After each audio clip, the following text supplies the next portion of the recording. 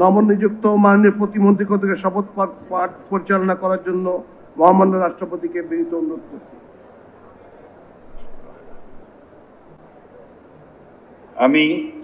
আমি মোহাম্মদ শামীম কায়সার সশ্রদ্ধ চিত্তে শপথ বা দৃঢ়ভাবে ঘোষণা করিতেছি যে আমি আইন অনুযায়ী সরকারের প্রতিমন্ত্রী পদের কর্তব্য বিশ্বস্ততার সহিত পালন করিব। আমি বাংলাদেশের প্রতি অকৃত্রিম বিশ্বাস ও আনুগত্য পোষণ করিব। আমি সংবিধানের রক্ষণ সমর্থন ও নিরাপত্তা বিধান করিব এবং আমি ভীতি বা অনুগ্রহ অনুরাগ বা বিরাগের বশবর্তী না হইয়া সকলের প্রতি আইন অনুযায়ী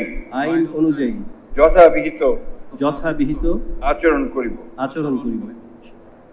এবার মাননীয় প্রতিমন্ত্রীগণকে গোপনতার শপথ পাঠ পরিচালনা করার জন্য মহামান্য রাষ্ট্রপতিকে বিনীত অনুরোধ জানাচ্ছি।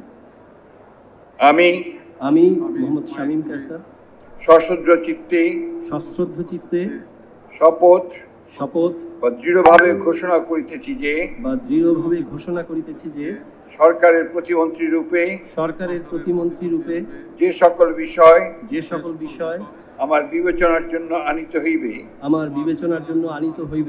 বা যে সকল বিষয় আমি অবগত হইব তাহা প্রতিমন্ত্রী রূপে যথাযথভাবে আমার কর্তব্য পালনের প্রয়োজন ব্যতীত প্রত্যক্ষ বা পরোক্ষভাবে কোনো ব্যক্তিকে জ্ঞাপন করিব না বা কোনো ব্যক্তির নিকট প্রকাশ করিব না। এখন মাননীয় প্রতিমন্ত্রীগণকে পদের শপথ ও গোপনতার শপথ পত্রে স্বাক্ষর করার জন্য এবং স্বাক্ষর শেষে নির্ধারিত আসন গ্রহণ করার জন্য বিনীত অনুরোধ জানাচ্ছি।